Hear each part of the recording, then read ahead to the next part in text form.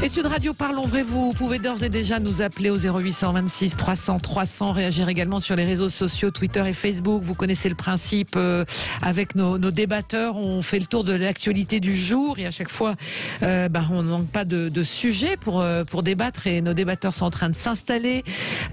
Sophie de Menton est avec nous aujourd'hui, Bonjour. chef d'entreprise et présidente du mouvement Éthique. Vient de s'installer également Frédéric Dabi, le directeur général adjoint de l'IFOP. Bonjour Frédéric. Et on est en ligne également avec Anne-Laure Blin qui est ici. Bonjour Anne-Laure. Bonjour. Députée LR du Maine-et-Loire, on est ravis de vous avoir en ce lundi matin. Et Mehdi Ouari qui est là également, connecté. Bonjour Mehdi. Et bonjour. Essayiste et spécialiste du discours politique. Alors on dit souvent que les médias adorent faire des polémiques pour faire des polémiques, mais il faut quand même reconnaître qu'elles nous arrivent servies sur un plateau aussi tout au long des jours qui défilent. Et aujourd'hui, on va évoquer avec vous cette campagne de vaccination chaque semaine avec son lot de nouveautés. Puisque depuis aujourd'hui, les plus de 55 ans sans comorbidité, c'est comme ça qu'on dit, peuvent se faire vacciner avec 2 vaccins bien précis. Est-ce que c'est une véritable accélération ou un moyen d'écouler des stocks? On y reviendra. On reviendra avec vous aussi sur ce sondage publié par IFOP, Frédéric Dabi, Sud Radio et le JDD hier.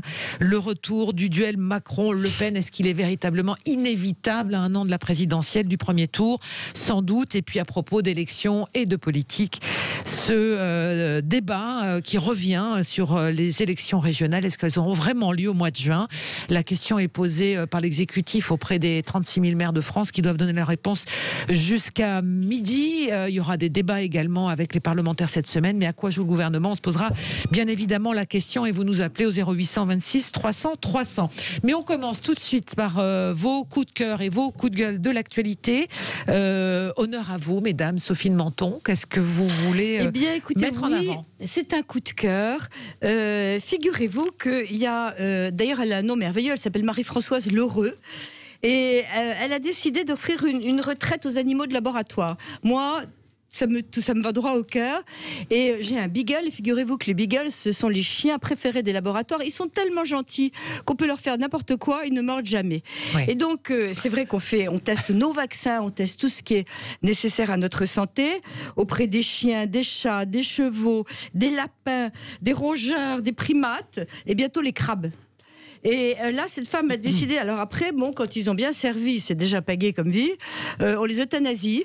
Et j'ai trouvé que c'était vraiment bien. Au moment où, en plus, on est enfin en train de reconnaître un petit peu que l'animal n'est pas un meuble, elle a lancé une maison de retraite, enfin un parc, jardin, etc. Et elle recueille à 35 personnes déjà, 200 lieux d'accueil. Voilà, tous ces animaux qui sortent des laboratoires maintenant, 150 labos d'ailleurs ont sorti aujourd'hui 4500 animaux. Et là, je trouve ça formidable, ça fait le bonheur des animaux. Donc vous pouvez regarder, le Graal, c'est basé à Charenton et ça s'appelle le Graal, et pour cause.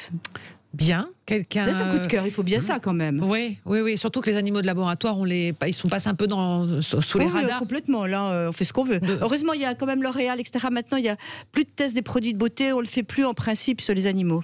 Oui. Pardon, juste une parenthèse parce que ça c'est gai. Depuis qu'il y a la pandémie, il y a je ne sais combien d'adoptions de chiens. Et les gens ont besoin de tendresse, de toucher. Ça permet de sortir sans attestation aussi. Ouais. Pardon ? Ça permet de se promener sans attestation aussi. Oui, il n'y a plus besoin alors. Oui, il n'y a plus besoin d'attestation. Ouais, oui, si, en dehors du couvre-feu. Oui, c'est vrai. Voilà. C'est vrai. Voilà. Ceci peut peut-être expliquer cela. Vous êtes plus optimiste que moi. Bon. C'est ma vision des choses. On continue, Anne-Laure. Un coup de cœur. Moi, c'est également un coup de cœur. Un coup de cœur pour nos agriculteurs et plus particulièrement en ce moment après les conditions météorologiques qu'ils ont connues notamment la semaine dernière et qui ne sont pas finies parce que moi je suis dans un département, le Maine-et-Loire, où on a beaucoup de maraîchers, on a aussi des viticulteurs. Voilà, on a beaucoup d'agriculteurs qui travaillent avec la terre et c'est vraiment un coup de cœur parce que j'ai passé il y a une dizaine de jours maintenant une semaine entière dans une entreprise maraîchère du Saumurois après avoir déposé une proposition de résolution à l'Assemblée pour que les députés, notamment au début de leur mandat, puissent effectuer un stage en entreprise parce qu'on sait très bien qu'en début de législature, et c'est assez dramatique d'ailleurs, après à peine l'élection passée, tout de suite, les députés, les sénateurs doivent légiférer. Or, un parlementaire ne connaît pas tous les domaines et pas forcément non plus tous les domaines économiques. Et donc, moi, dans ma proposition de résolution, j'ai proposé qu'on ait un temps consacré vraiment dans l'agenda parlementaire pour que les députés puissent se rendre dans les entreprises. Et donc, puisque moi, je suis aussi au début de mon mandat, j'ai décidé de convertir ma proposition législative sur le terrain. Et donc, j'ai passé une semaine avec eux au quotidien, avec les salariés, les saisonniers, voilà, notamment dans une entreprise qui fait nos asperges, qui fait nos C'est un radis. peu le vie ma vie, c'est ça que vous dites? Ouais, c'est ça. Quelque part, oui. C'est vrai qu'ils ont aussi vécu la mienne parce que la semaine dernière, on a eu des nouvelles annonces. Mais avec des impôts. Mais dis, c'est une... voilà, c'est une manière de concrétiser une proposition parlementaire parce que quand on est député, on doit véritablement, quand on met en œuvre des mesures, toucher au plus près des réalités du terrain. Et le fait d'avoir suivi une semaine l'activité des chefs d'entreprise, des saisonniers, des salariés, de percevoir véritablement les points de problématique qui peuvent au quotidien leur empêcher de promouvoir leur activité, je crois que c'était vraiment une initiative très intéressante et en tout cas moi cette semaine m'a été très profitable. Voilà, Écoutez, c'est très intéressant. Je vous suggère de venir dans une PME, de faire la compta, de vérifier les contrôles, les feuilles de paye. Exactement, c'était une PME, exactement une PME du Saumurois. Oui, mais vraiment même la PME basique, sans secteur particulier d'activité, ce serait le bien. stage de trop. Mais bravo. On peut faire toutes les entreprises. Et puis j'abonde dans le sens de Sophie. Je propose au-delà d'avoir un stage qui est un stage quand même mieux rémunéré que celui qu'on offre aux étudiants, je propose quand on dit qu'on vit la vie ce qu'on appelle les administrés, les citoyens, moi je propose de vivre ce que c'est de passer 6 mois comme un restaurateur ou un cafetier aujourd'hui sans revenu. Je propose de se payer ce que paye un agriculteur aujourd'hui pour voir comment ils vivent et non pas d'aller faire des stages. Moi je le dis vraiment, c'est pas méchant parce que je vois bien qu'il y a de la bonne volonté derrière l'initiative d'Anne Lerblin.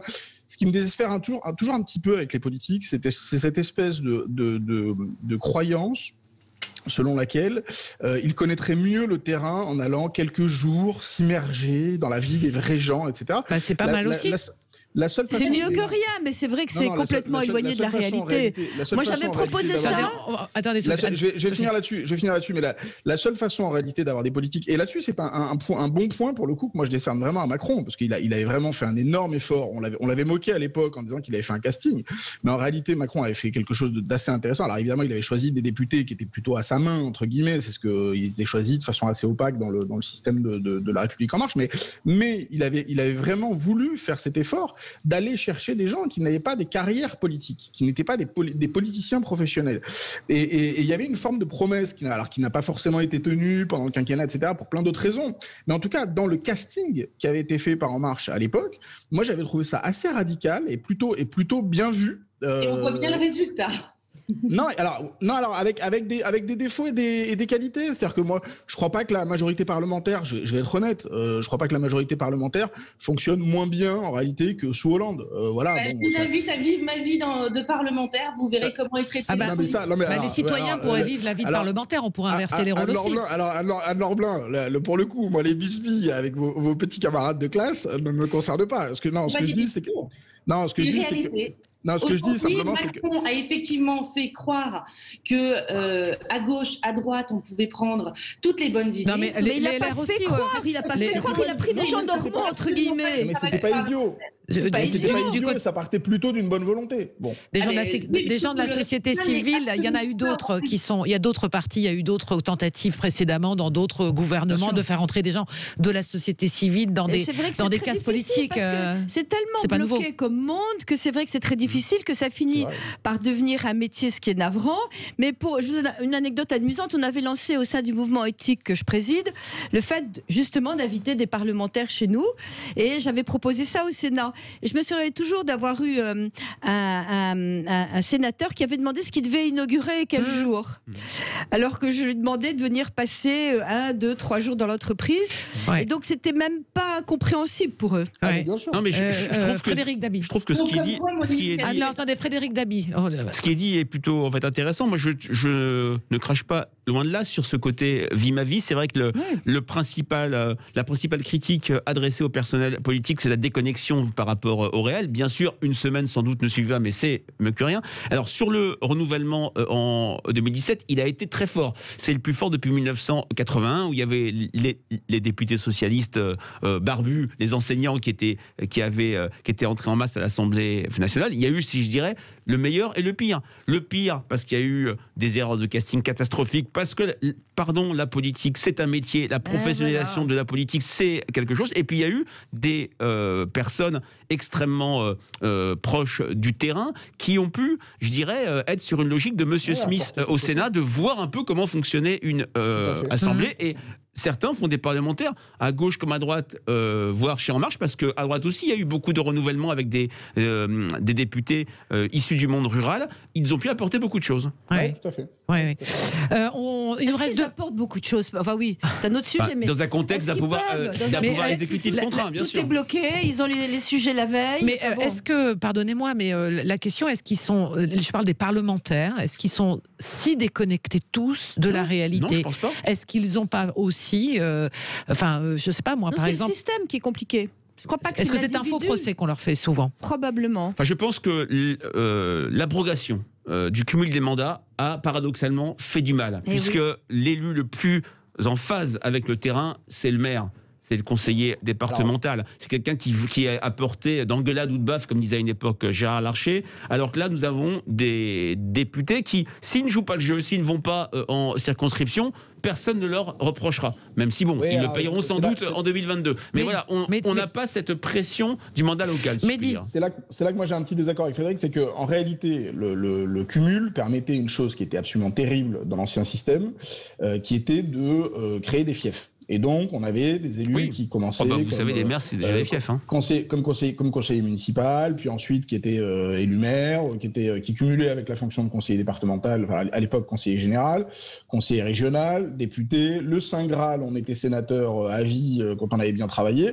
Et en fait, le problème, c'est que tout ça était lié à la structure des partis, c'est-à-dire que la même personne qui gérait la mairie et la députation ou la place sénatoriale était aussi généralement, alors officiellement ou officieusement, le patron du parti dans la circonscription en question.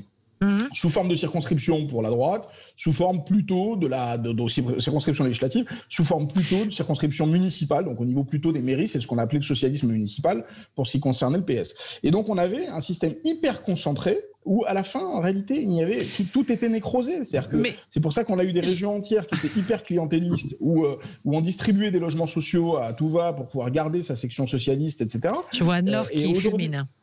Et aujourd'hui, mine de rien, qu'on le veuille ou non, et c'est pas du tout, pour le coup, c'est pas du tout au bénéfice de Macron, c'est plutôt au bénéfice de Hollande qui a accru encore les lois sur le non-cumul. Aujourd'hui, qu'on le veuille ou non, certes, le député n'est plus le député maire, mais enfin, est-ce qu'il y a vraiment besoin d'avoir des indemnités de maire pour savoir ce qui se passe dans sa circonscription? Il suffit d'y vivre, en fait, concrètement. Et deuxièmement, si la personne est si déconnectée, il y a quand même des chances pour qu'elle soit battue à l'élection suivante, ou en tout cas, tout ça dépend d'une majorité législative qui est une logique nationale. Et donc, aujourd'hui, on a quand même un système qui est plutôt plus sain C'est-à-dire que je pense que ce sera très difficile dans les années à venir de faire ces vieilles carrières à l'ancienne, de vieux barons qu'on a tous connus depuis très très longtemps. Et en même temps, on reproche à des parlementaires ou en tous les cas d'anciens hommes et femmes politiques de retourner dans le privé, donc peut y avoir un mélange des genres. Donc on voit bien aussi la difficulté de notre démocratie, en tous les cas de notre institution politique à trouver finalement sa place. Enfin, c'est un peu comme ça qu'on voit les choses. Je vois l'heure qui tourne et on va faire une petite pause là, mesdames, messieurs, dans ce débat. On va s'arrêter et faire les infos de 11h et on se retrouve pour continuer avec nos débatteurs du jour, Mehdi Ouraoui, Anne-Laure Blin, Frédéric Dabi, Sophie de Menton. On continue des coups de cœur et les coups de gueule de l'actualité, puis on ouvrira donc le premier chapitre de cette émission autour de la vaccination désormais autorisée aux plus de 55 ans. À tout de suite. Et ils sont très en forme, nos débatteurs du jour aujourd'hui, et vous nous appelez vous aussi au 0826 300 si vous avez plus de 55 ans, que vous n'avez pas de comorbidité ou si vous en avez un tout petit peu, vous pouvez quand même nous appeler, nous dire si vous allez oui ou non voir pour une vaccination dans les prochains jours, puisque dès aujourd'hui c'est tout à fait possible. On va parler dans un instant de cette campagne vaccinale. Est-ce une véritable accélération? On en parle avec nos débatteurs du jour, Sophie de Menton qui est avec nous, chef d'entreprise, président du mouvement éthique, Frédéric Dabi, directeur général adjoint de l'IFOP, Anne-Laure Blin, députée LR du Maine-et-Loire, et Mehdi Ouraoui qui est essayiste et spécialiste du discours politique. Tiens, justement, Mehdi, je vous laisse la parole avec... on continue nos coups de cœur et nos coups de gueule de l'actualité. Oui, petite info, moi aussi, qui m'a intéressée ce week-end. Mais oui, nous avons une bonne nouvelle ces derniers jours. Il faut le souligner. L'Assemblée nationale a tout à fait, ça mérite d'être souligné. Surtout, c'est pour certains d'entre nous, pour certains citoyens, c'est même une nouvelle un peu historique que les langues dites minoritaires ou régionales ou territoriales, on les appelle un peu comme on veut, soient enfin reconnues à leur juste place dans la loi, en étant capables en plus de dépasser l'opposition un peu stérile entre une république, disons, uniforme et des territoires où on parle breton, corse, basque. Nous, il se trouve qu'on parle basque à la maison avec mes enfants, qu'ils vont dans une école immersive bascophone, que donc c'est quelque chose qui me tient à cœur, qu'on pratique au quotidien. Et c'est vrai que c'est quand même une très belle nouvelle que donc l'Assemblée nationale ait adoptée par un vote conforme, y compris contre l'avis du gouvernement qui ne souhaitait pas reconnaître, par exemple, l'enseignement immersif, c'est-à-dire en fait le fait de parler toute la journée aux enfants dans une langue régionale à l'école publique. Et je crois que c'est très important de le souligner, à l'école publique, que l'école publique se lance aussi dans cette aventure. Et c'est aussi le signe que les mentalités évoluent et surtout qu'on est capable de comprendre que le bilinguisme, le multilinguisme n'est pas un handicap, mais au contraire une richesse, à la fois pour la collectivité en général, avoir des gens qui sont capables de vivre leur identité commune, le français, et puis une identité particulière, le basque, le breton, le corse, d'autres, l'arabe, le portugais, le chinois, il y a aussi d'autres choses, il y a aussi des identités étrangères. Et donc, c'est quand même une très belle nouvelle qu'on soit capable de positiver les choses de cette façon-là, avec en plus une chose qui, à mon avis, est importante, c'est de souligner que le bilinguisme ou le multilinguisme ne handicape pas les enfants comme on l'a trop souvent fait croire. Encore récemment, par exemple, j'ai croisé un papa portugais qui parlait très mal le français, qui faisait beaucoup d'erreurs de syntaxe, et à qui l'instituteur avait préféré dire qu'il fallait qu'il parle en français à ses enfants à la maison, et alors qu'en réalité, en parlant à ses enfants dans sa langue forte, probablement, il leur aurait transmis cette magnifique langue qu'est le portugais, tandis que l'école de la République, et puis le reste, la rue, les gens, l'environnement, puisqu'on parle français partout, évidemment, leur aurait transmis le français. Et donc, je crois que c'est bien qu'on soit capable de sortir de ces préjugés-là, d'autant que les enfants, alors c'est le cas, par exemple, nous, pour les écoles immersives au Pays Basque, elles ont les meilleurs résultats aux examens français, aux examens nationaux français, notamment le bac et le brevet. Mais en plus, on voit bien que ce sont des enfants qui sont plus agiles intellectuellement et qui sont probablement mieux préparés au monde dans lequel on vit, un monde dans lequel on est obligé de s'adapter beaucoup, dans lequel on est obligé de jongler beaucoup. On voit bien que les événements et puis la mondialisation nous obligent à jongler beaucoup. Des enfants qui ont des meilleurs résultats, notamment en logique, en mathématiques, pas seulement dans les matières littéraires et dans les matières linguistiques. Et donc, je pense que tout ça est une belle nouvelle et qu'on peut, on peut le saluer et en profiter. Oui, j'ajoute, vous n'avez pas parlé des calendrettes, c'est la langue occitane. les calendrettes, voilà, absolument. Il y en a beaucoup. Aussi nous, en bordure. Et puis ce sont des options qu'il y a au bac et qui ont été supprimées. En tous les cas, il y avait une forte menace aussi de ce côté-là. Et c'est vrai que c'était assez incompréhensible de la part et des enseignants et des familles qui souhaitaient on va dire cet apprentissage des langues dès le plus jeune âge, des langues étrangères et pas uniquement que l'anglais. Donc ça, c'était votre coup de cœur. Et décidément, on n'a que des coups de cœur ce matin. Donc je finirai moi avec mon coup de gueule.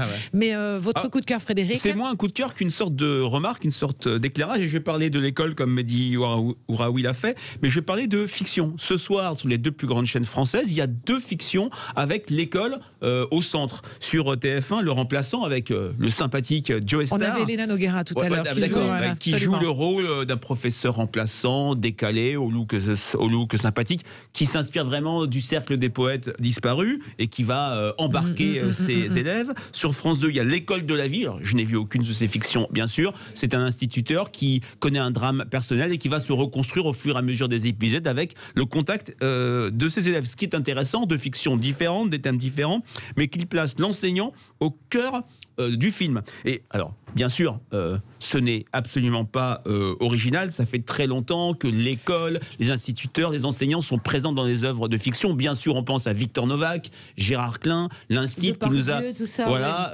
et c'est vrai que c'était une idée, petite anecdote de François Mitterrand qui avait glissé l'idée à Pierre Grimblat d'avoir une sorte de modèle iconique républicain. C'est pas seulement des enseignants, Madame la proviseure, Danielle Delorme. Pour les plus de 40 ans et demi, Joël Mazar dans Joël Mazar, c'est-à-dire Véronique Jeannot, l'assistante sociale qui est détend et qui est mettant ses élèves.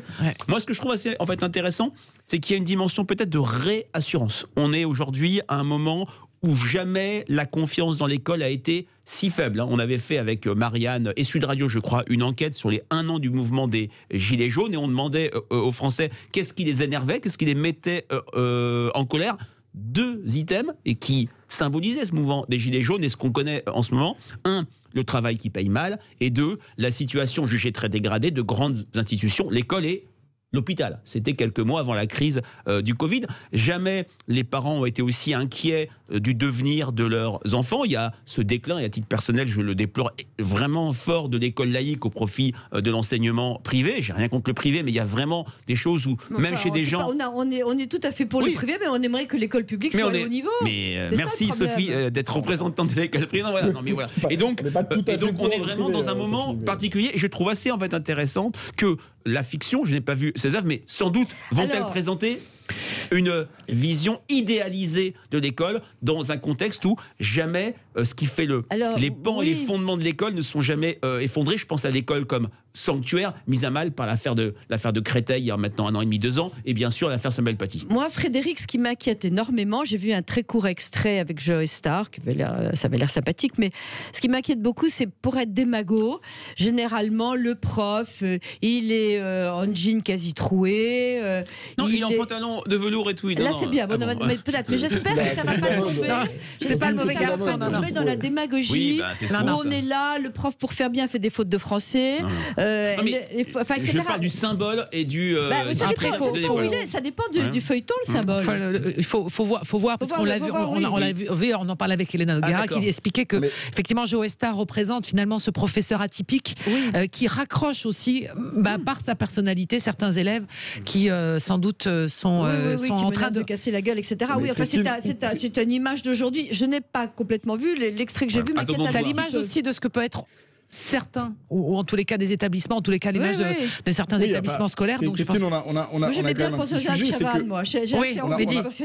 on a quand même un petit sujet, c'est que tout ça est effectivement de la fiction. C'est-à-dire que des enseignants devant des élèves en ce moment, c'est de la pure fiction. Il y a une semaine, ils avaient encore des élèves. Il y a une semaine, ils avaient encore des élèves. Un jour sur 2 pour les lycéens, mais ils avaient des élèves. J'exagère un peu. Juste un point qui est moins. Et je peux vous dire que les élèves, avec cette période-là, le rapport qu'ils ont avec leurs enseignants aura peut-être un tout petit peu changé parce que quand ils se montrent pas à l'écran, parce que moi je l'ai vécu en direct. Non, Sophie, je vais finir là-dessus. Non, mais je finis rapidement juste là-dessus. Il y a juste un petit point un peu moins léger quand même qui moi me préoccupe énormément et dont on ne parle pas. C'est qu'aujourd'hui la réalité, c'est que les rythmes Covid, parce qu'il faut les appeler comme ça, et d'ailleurs on ne sait pas dans les années qui viennent combien de zoonoses, combien de pandémies on va vivre et combien de confinements. Le problème que nous avons, c'est quand même que c'est un fabuleux et terrifiant et formidable accélérateur à inégalité. C'est-à-dire que nous avons, moi je le vois au quotidien, Nous avons des gamins qui seront des gamins encore plus forts. Les forts en thème seront encore plus forts qu'avant, tandis que les décrocheurs aujourd'hui sont en train de passer dans une autre dimension. Tous les enseignants vous le disent, et moi je suis effaré de voir que collectivement, je ne blâme pas seulement le ministre, évidemment, c'est le premier responsable, mais ni encore moins seulement l'éducation nationale, parce que je crois que c'est une réflexion qui dépasse tout cela et que les parents, les associations, les mairies devraient penser à tout ça également. C'est incroyable que nous n'ayons pas été capables de dire que les gamins les plus décrochés, en réalité, parce qu'ils sont, c'est pas des décrocheurs, c'est des décrochés d'ores et déjà, soient accueillis le soir, le week-end, les mercredis, pendant les vacances scolaires, etc., pour rattraper ce qu'ils n'ont pas pu faire comme c'est de la discrimination, on dira. Non, parce qu'en France, il y a quand même quelque chose qui s'appelle quand même la redistribution et la justice sociale. Et donc, il suffirait de prendre simplement, moi je vous le dis, il y a un critère très simple qui s'appellerait le quotient familial. Aujourd'hui, moi je vous donne un exemple, et je donne un exemple à vos auditeurs qui me paraît extrêmement effrayant, c'est qu'un fils de chirurgien qui n'opère pas, parce que les opérations ont été reportées pour cause de Covid, est accueilli de façon prioritaire à l'école, tandis qu'un fils de livreur Uber ou Deliveroo ou un fils de caissière à Carrefour n'est pas... des professions, je pense. Mais vous avez raison de dire qu'un fils de livreur n'est pas... Mais je pense que les chirurgiens, ils ne se trouvent pas les pouces. Faut pas déconner. Frédéric, je n'oppose pas les enfants. N'opposons pas. Il y a la liste des personnes qui ont... Enfin, je parle pour ce que je connais, mais la liste a été élargie aussi. Il y a des enfants dont les parents sont coincés au supermarché ou des choses comme ça, enfin, qui sont accueillis dans certaines écoles. Les mairies ont élargi la liste. Ce que je veux dire, c'est que les enfants qui sont déjà les plus favorisés, et ne prenons pas forcément les plus riches, et ne prenez pas forcément les plus riches, parce qu'en réalité, dans l'éducation nationale, on sait très bien qui sont les plus favorisés, et j'en fais moi-même partie, ce sont les enfants d'enseignants. Donc, simplement, les enfants qui sont les plus favorisés, je voudrais juste faire mon petit coup de gueule. Je voudrais juste faire mon petit coup de gueule pour la France qui habite à plus de 2h30 de Paris. Voilà, donc cette loi qui a été adoptée en première lecture, loi climat et résilience, donc qui interdit désormais les vols supérieurs lorsqu'un trajet en train permet d'effectuer le même trajet en moins de 2h30. Quand on regarde la carte de France, c'est vrai qu'il y a des destinations où c'est compliqué. Et en plus de ça, je pense que ça ne va ni régler ni d'un côté ni de l'autre la situation du transport aérien. Et on tape encore une fois sur l'avion. Voilà, je trouve que je rejoins mes confrères de la Dépêche du Midi qui ce matin font une sur cet avion que l'on aime sacrifier aujourd'hui au nom de beaucoup de choses. C'est 100 000 emplois aujourd'hui directs qu'il faut... Alors en plus, c'est l'État qui subventionne ça. C'est hallucinant. Il ferme des liaisons et il file du pognon parce qu'il ferme les liaisons. Enfin, on tombe sur la tête. On subventionne Air France de façon hallucinante en disant on volera plus. Mais enfin, je trouve que c'est de la folie. En plus, on n'a pas exactement expliqué parce que le 2h30 et les liaisons transversales, c'est très compliqué. C'est extrêmement compliqué. C'est un Bordeaux-Lyon. Et alors, quand à l'aéroport de Nantes, on nous a... je n'en parle même plus de l'aéroport de Nantes. Tout ça pour dire, finalement, non. Allez, on s'arrête sur Sud Radio. On va ouvrir notre premier débat, la campagne vaccinale. Encore une fois, on en parle. On va s'intéresser aux plus de 55 ans. Est-ce que c'est une manière pour le gouvernement d'écouler des stocks de vaccins dont les Français, on va dire, rechignent à se faire vacciner avec, c'est-à-dire l'AstraZeneca. On va en parler dans un instant, où c'est une manière d'accélérer parce que les Français répondent présents aujourd'hui sur cette envie d'en sortir par la vaccination. On vous attend, c'est au 0826 300 300. À tout de suite. Allez, mes amis, vous êtes les bienvenus. 0826. Voilà. Exactement. Mehdi Ouraoui qui est là avec nous, essayiste spécialiste du discours politique. On est avec Anne-Laure Blin également, députée LR du Maine-et-Loire, Frédéric Dabi, directeur général adjoint de l'IFOP, et Sophie de Menton, chef d'entreprise, présidente du mouvement éthique. Cette campagne de vaccination qui semble s'accélérer encore une fois, 0826 300 300. Et donc on a appris hier que le ministre de la Santé donnait son feu vert donc pour l'ouverture de la vaccination à tous les Français âgés de plus de 55 ans, avec la première livraison du vaccin de Johnson & Johnson attendue aujourd'hui en France avec une semaine d'avance. C'est pour ça que il se met à faire froid tout d'un coup, sans doute. Vendredi, la Haute Autorité de Santé a aussi recommandé une seconde dose de vaccin différent, c'est-à-dire qu'on allonge cette deuxième dose de vaccin pour le Pfizer, BioNTech et le Moderna, et notamment pour les moins de 55 ans qui avaient reçu une première dose d'AstraZeneca aussi.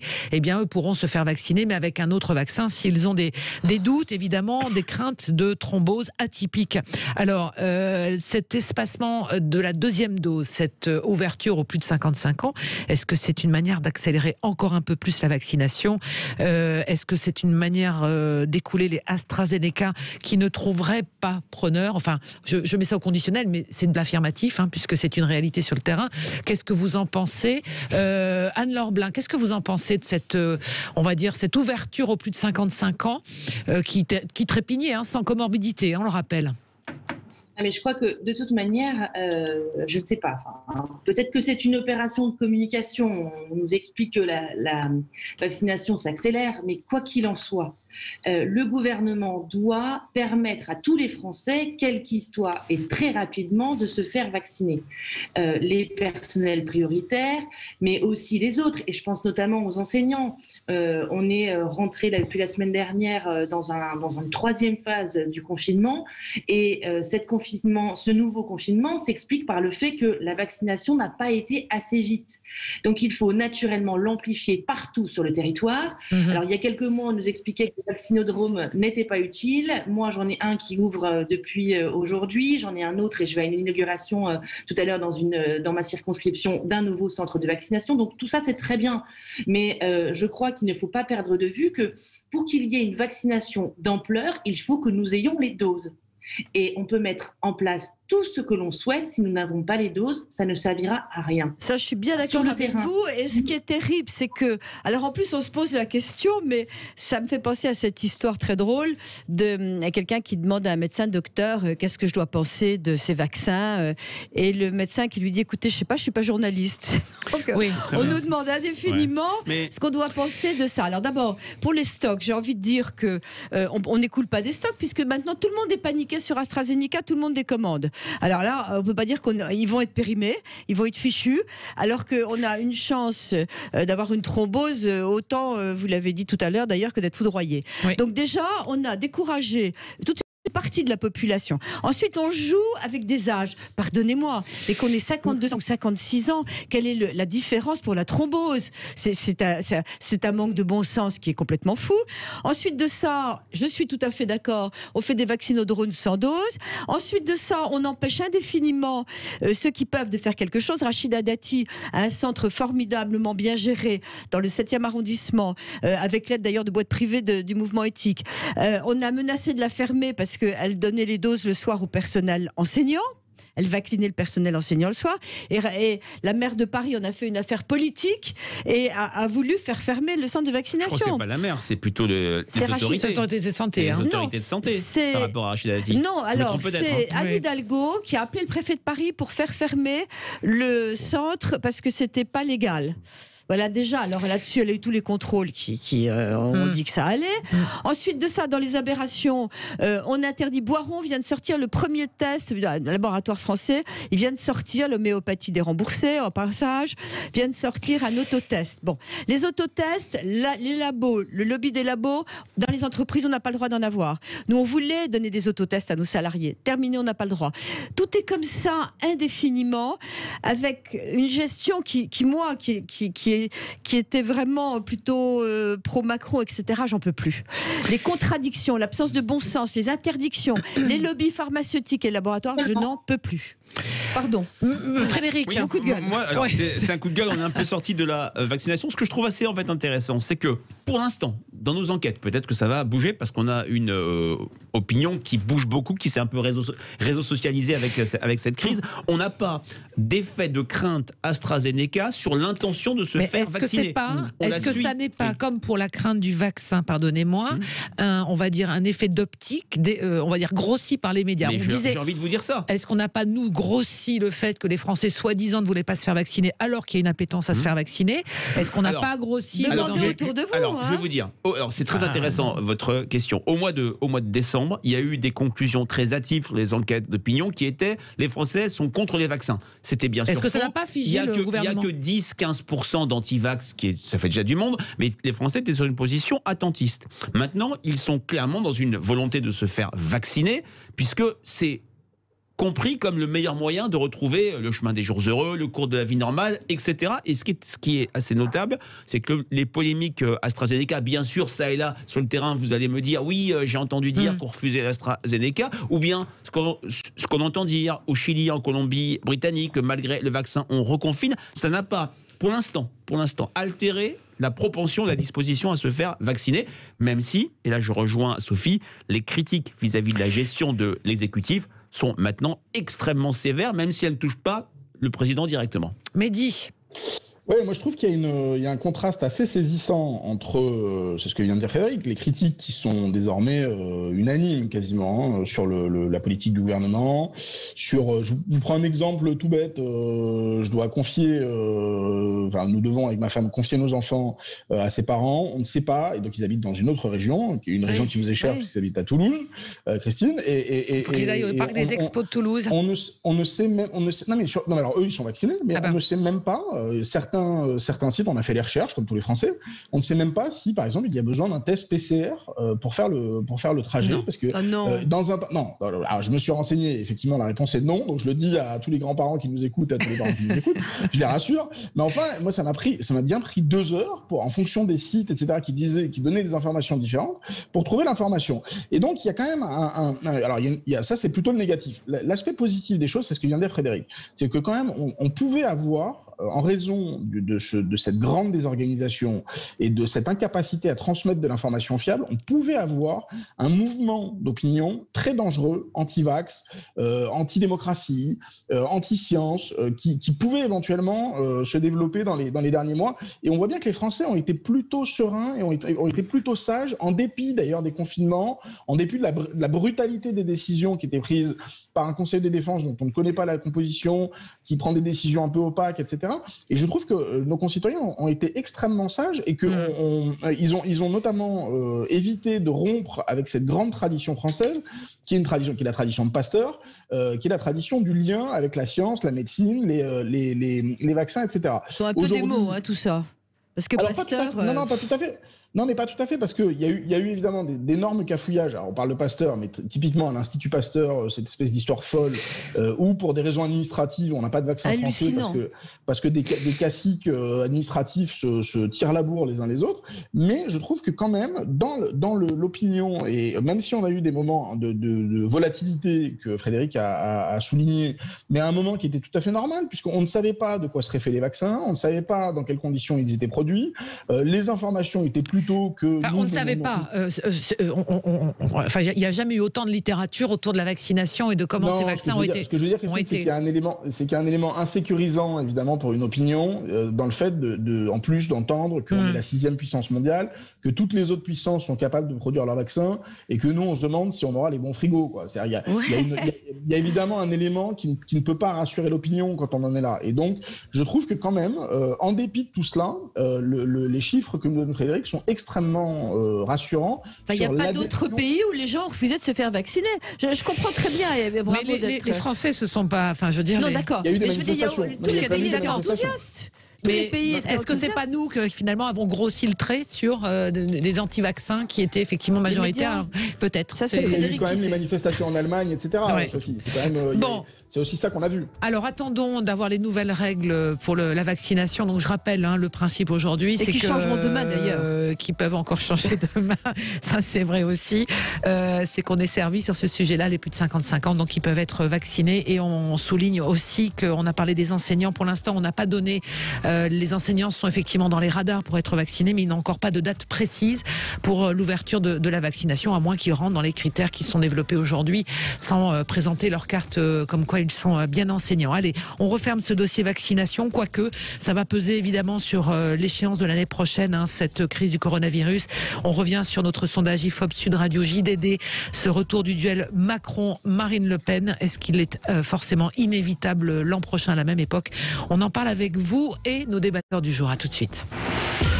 Sud Radio, parlons vrai, vous nous appelez 0826 300 300 avec nos débatteurs Anne-Laure Blin, députée LR du Maine-et-Loire, Frédéric David, directeur général adjoint de l'IFOP, Sophie de Menton, chef d'entreprise et président du mouvement éthique, et Mehdi Ouraoui, qui est essayiste et spécialiste du discours politique. Alors on revient avec vous ce matin sur ce sondage publié hier, sondage IFOP Sud Radio dans les colonnes du journal du dimanche du JDD, avec, j'allais dire, l'éternel retour, alors non, il n'est pas éternel, mais le retour du duel Emmanuel Macron-Marine Le Pen pour 2022. On est à quasiment un an, jour pour jour, Frédéric. On n'a pas les dates d'ailleurs, ça doit tous boucler avant le 13 mai. 23, voilà, donc ça sera comme en 2017 et en 2012, premier tour. Approchez-vous du micro, Frédéric. Premier tour autour du 20 avril et puis deuxième tour entre le 7 et 8 mai. Je n'ai pas les dates, mais on peut très Je crois que le 13 mai, ça doit être bouclé. Donc ça peut être le 6 mai alors. Ouais, absolument. Le 6 mai, le second tour. Alors ce sondage IFOP fiducial pour le JDD avec Sud Radio, à un an du premier tour, les finalistes de 2017 arrivent en tête dans tous les cas de figure, dans tous les cas de scénarios qui sont présentés dans ce sondage. Il faut bien avoir en tête le statut de ce sondage. Qu'est-ce que c'est qu'un sondage? On en fait beaucoup avec IFOP fiducial pour Sud Radio. Ce n'est pas une prédiction, c'est un rapport de force actuel. Ce qui est très intéressant, c'est que comme dans l'enquête du mois d'octobre, on a beau tester 11 scénarios en octobre au premier tour, 10 scénarios, avec beaucoup de candidats différents à droite, beaucoup de configurations, gauche unie, gauche dispersée. Ce qui frappe, c'est la permanence du socle électoral d'Emmanuel Macron et de Marine Le Pen, qui systématiquement serait premier, deuxième, premier. Là, dans cette enquête par rapport au mois d'octobre, c'est plutôt Marine Le Pen qui arrive en tête dans la plupart des scénarios. Ce qui est très intéressant, bien sûr, personne ne peut dire aujourd'hui que ce seront les deux protagonistes du second tour de mai 2022. Mais ce qui me frappe, c'est que, bien sûr, ce second tour n'est pas souhaité, parce que quand on n'est pas électeur de Marine Le Pen et d'Emmanuel Macron, on ne va pas souhaiter ce second tour. Mais c'est que ce n'est pas seulement un duel, c'est l'affrontement de deux France. Jamais je n'ai vu des structures de vote aussi antagonistes, aussi tranchées entre Emmanuel Macron et Marine Le Pen, avec aucune zone de frottement, de concurrence. Et où sont les socialistes là-dedans? À une époque, on va parler de la droite aussi. À une époque, on avait des gens, on avait des cadres, catégorie plutôt à droite, qui votaient à gauche. On avait des ouvriers qui votaient à droite. Là, clairement, c'est deux blocs contre blocs, avec par exemple, sur les âges, Emmanuel Macron très bien placé chez les personnes âgées et chez les plus jeunes, Marine Le Pen et ses plus préoccupants, très en tête dans les catégories charnières qui soufflent le plus de la crise, 25-34 ans et 50-64 ans. Ce ne sera peut-être pas le duel de second tour, mais la situation semble aujourd'hui assez figée. Alors j'ajoute j'ajoute donc que dans ce sondage, Xavier Bertrand distance les concurrents que vous avez testés. Un sondage qui enterre peut-être l'ex-future primaire de droite, puisque Xavier Bertrand apparaît clairement comme le troisième homme. Il monte même parfois à 20% dans certaines hypothèses. Et au second tour, c'est celui qui ferait le mieux face à Marine Le Pen. C'est un vrai atout pour lui. Et à gauche, alors, en rappelant que samedi, il y a la réunion de gauche, mais ni Jadot ni Hidalgo, pour l'instant, n'arrivent à percer.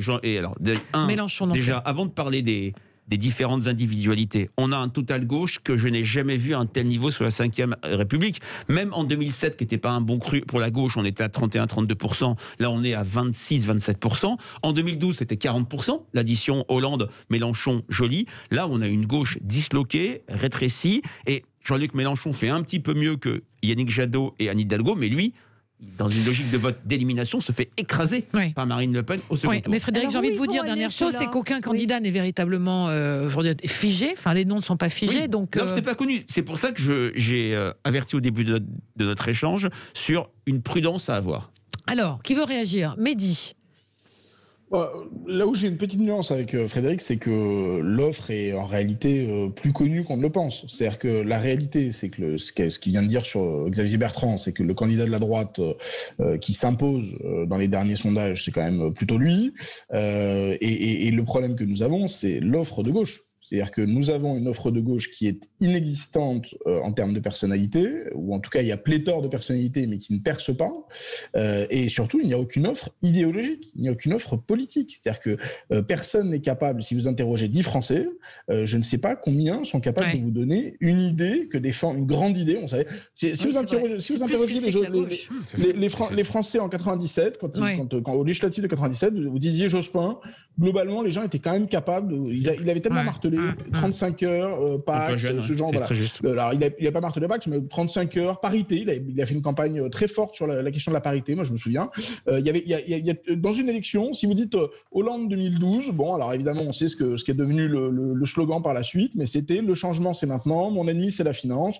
Vous avez des choses qui la jeunesse, marqueurs. La jeunesse aussi. La jeunesse, voilà. Bon. Ouais. Et on voit bien qu'aujourd'hui, le problème numéro 1 de la gauche, c'est qu'elle est totalement incapable de faire émerger des idées. Et je vais même aller plus loin, je finis là-dessus, Christine, c'est que je pense que la force montante aujourd'hui à gauche, qui est Europe Écologie Les Verts, se satisfait en partie d'un tango que Emmanuel Macron lui a imposé. Au fond, je pense qu'Emmanuel Macron a substitué Europe Écologie Les Verts à Jean-Luc Mélenchon comme meilleur ennemi, comme meilleure tête à claque. On a quotidiennement, ou en tout cas de façon hebdomadaire, des polémiques. Un jour, c'est l'avion, un autre jour, c'est le sapin de Noël, un autre jour, c'est la viande dans les cantines, un autre jour, c'est la mosquée de Strasbourg, etc. Et on voit bien que cette force, qui est une force très importante, autour d'une idée qui est très importante, qui est l'écologie, aujourd'hui n'a pas encore tout à fait la maturité pour affronter Emmanuel Macron sur le régalien.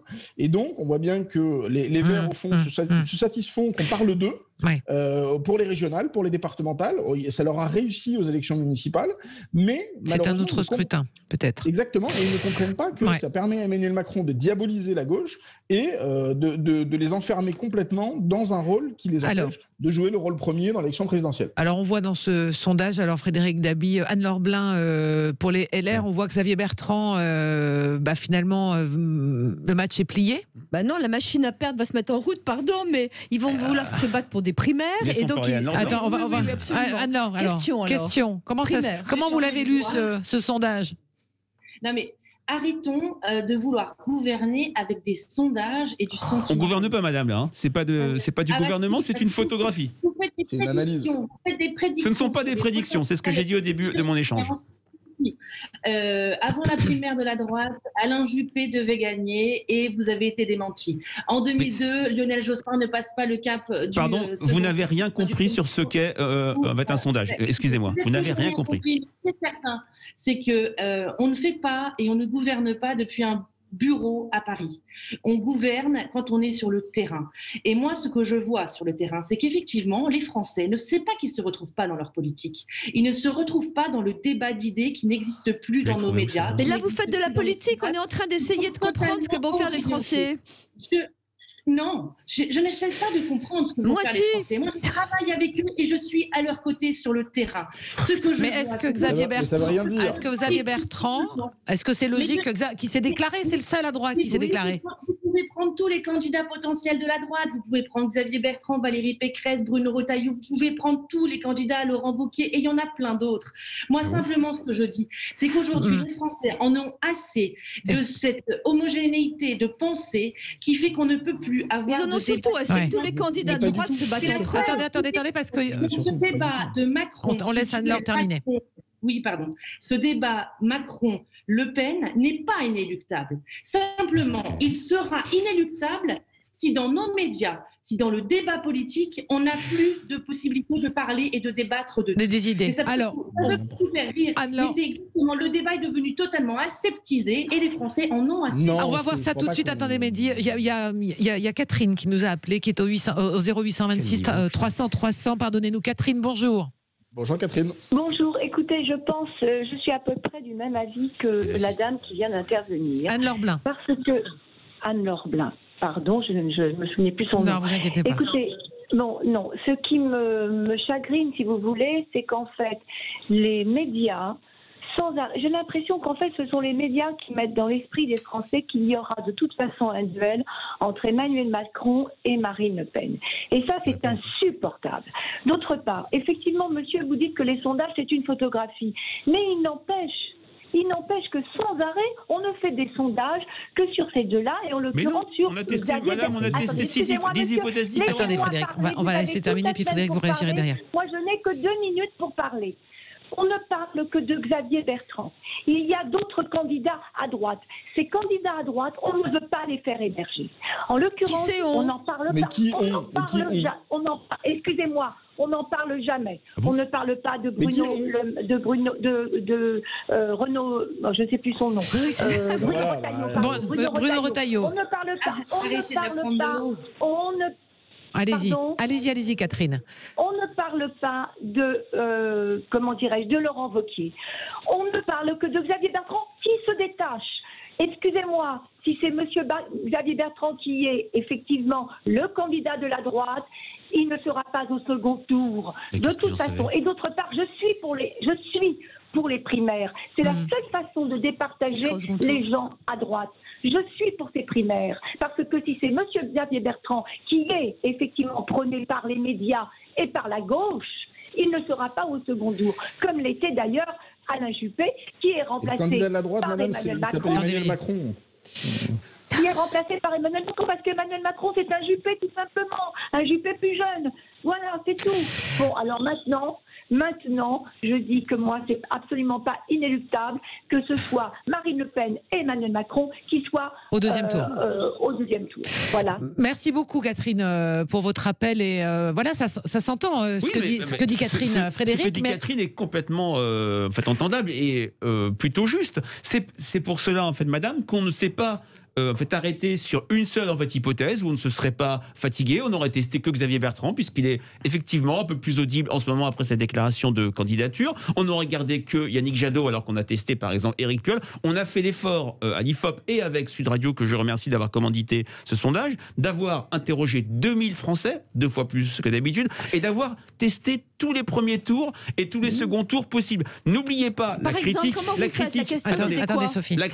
assez juste qui avait été apportée au système médiatique et au sondage en 2002, c'était pendant 5 ans, vous n'avez fait que annoncer la finale Chirac-Jospin. On sait comment ça s'est terminé. Maintenant, j'entends ce que dit aussi Madame Blin. Je trouve que, sacraliser comme ça le terrain qui a raison et nous qui sommes à Paris qui avons tort, c'est extrêmement démagogique et faiblard. Alors, on va faire une pause tout de suite parce qu'il y a un autre sujet que je voudrais évoquer sur ce sondage avec vous également, c'est l'état de la gauche dans ce sondage également, et c'est à suivre dans un instant. On vous entend aussi au 0826 300 300, puisque véritablement il y a des divisions et il y a des tractations en cours.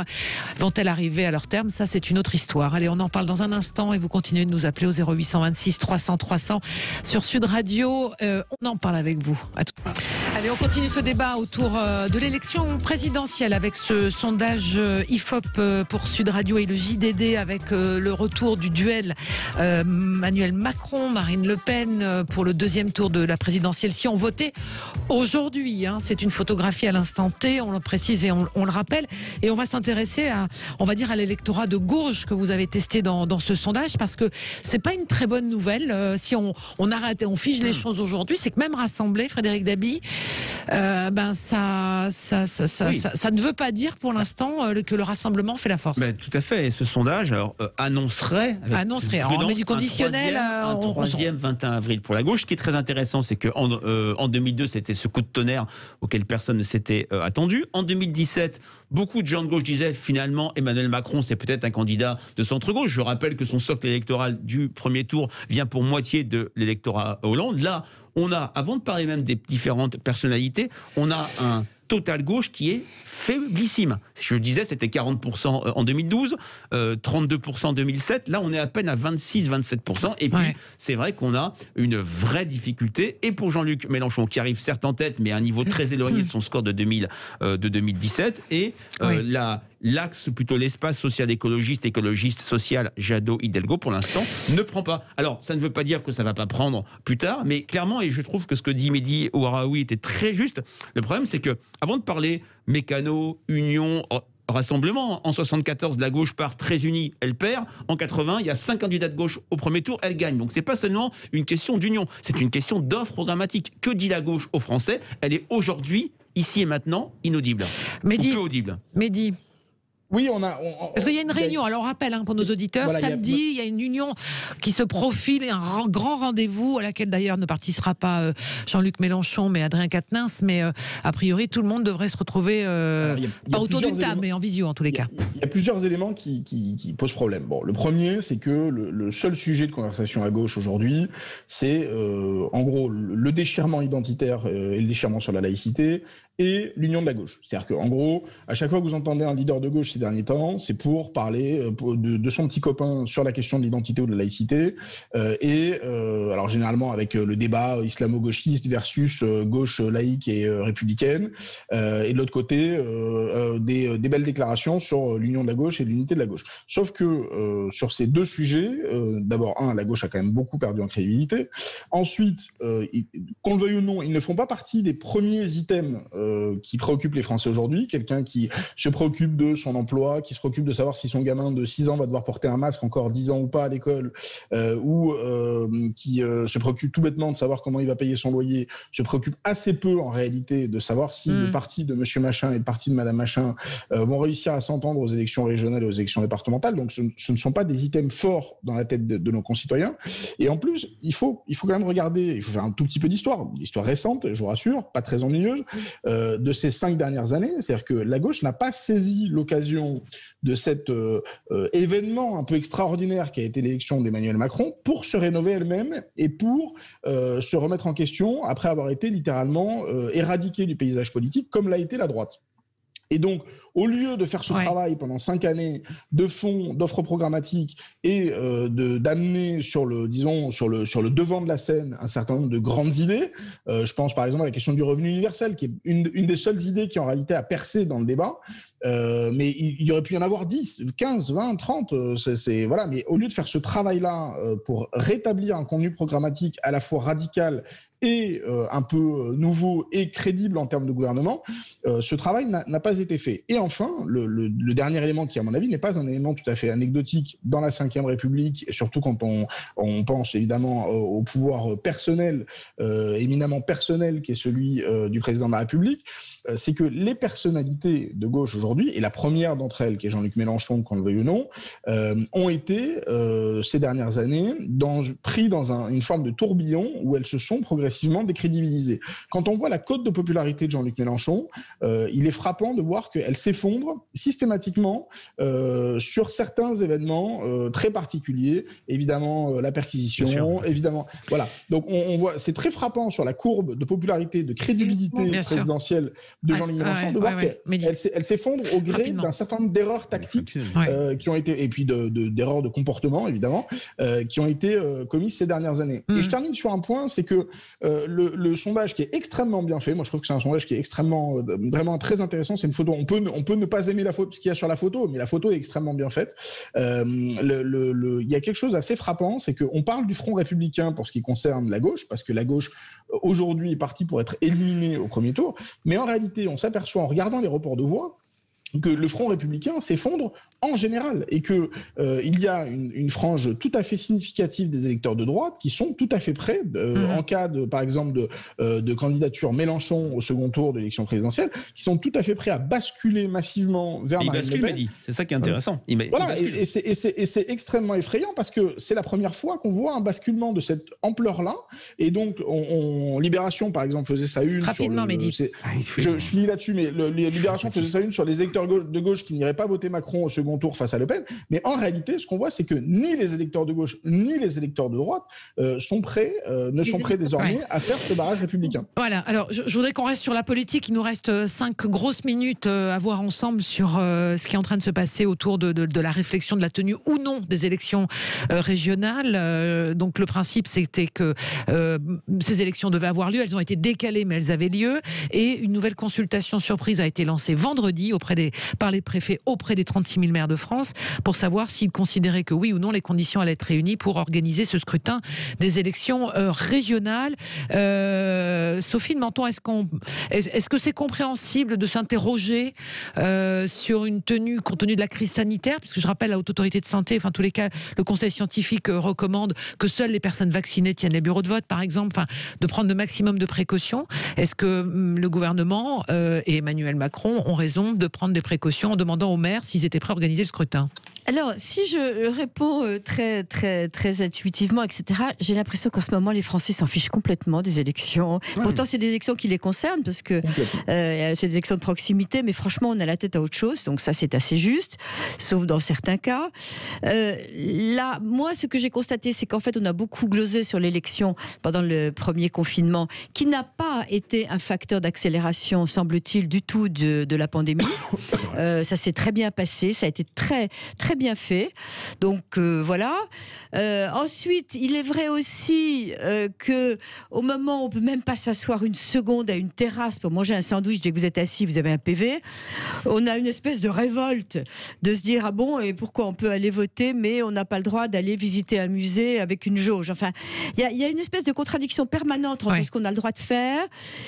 Et donc, c'est à peu près tout ce que je peux vous dire. Et enfin, la dernière question que je me pose vraiment, pourquoi cette consultation dernière minute? Je ne suis pas capable de vous répondre. Alors, Frédéric, rapidement, et on fait le tour de table. Je vais parler vite. Je partage ce que dit Sophie. C'est vrai que dans notre baromètre fiducial pour Paris Match et Sud Radio, sur les conversations des Français, 14% seulement ont parlé en avril des élections régionale, c'est le score le plus bas jamais vu pour une élection, quelle que soit cette élection. Maintenant, c'est vrai qu'on sent une crainte des pouvoirs publics et du gouvernement à se prononcer. Il a refilé la patate chaude, si je puis dire, au Conseil scientifique. Maintenant, c'est cette consultation qui est très intéressante, mais qui a quand même été extrêmement téléphonée. Je pense que les Français, ils attendent une décision et je pense qu'ils l'approuveront. Anne-Laure Blin. Oui, simplement pour rebondir juste sur ce que disait M. Ouari, c'est normal que la gauche soit dans cet état, parce que la gauche, c'est Macron aujourd'hui. Alors un coup c'est à droite, un coup il est à droite, c'est là en même temps. C'est les années Mitterrand, toutes les sœurs de François Hollande. Voilà. Et madame, comment vous expliquez que les électeurs de François Fillon soient majoritairement bonnes de Macron? A grand mal à prendre une décision parce que le gouvernement ne veut pas que les élections se tiennent. Voilà. À votre avis, pourquoi alors ? Eh ben, il ne veut pas. C'est le spectre des procédures judiciaires contre Édouard Philippe. Que les élections aient lieu, donc il fait tout pour différer. Il utilise tous les arguments, toutes les possibilités. Quel est l'intérêt qu'il aurait ? Quel est l'intérêt à ce moment-là ? C'est encore un complot. De bâillonner la démocratie. Bâillonner la démocratie.